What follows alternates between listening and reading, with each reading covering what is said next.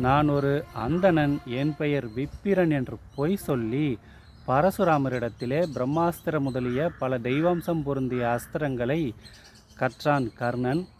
ஒரு சமயம் கர்ணனின் மடியிலே பரசுராமர் தலை வைத்து உறங்கிக் கொண்டிருந்தார். அப்பொழுது இந்திரன் வண்டாக மாறி கர்ணனின் தொடையை துளைத்து ஒரு பக்கமாக நுழைந்து மறுபக்கம் வந்து விட்டான்.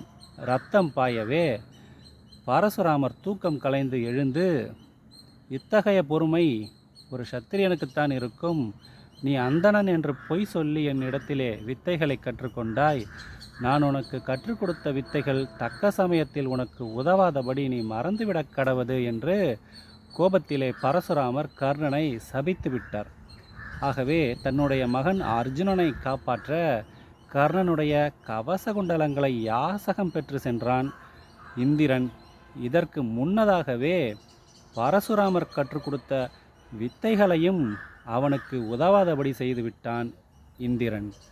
நன்றி, வணக்கம்.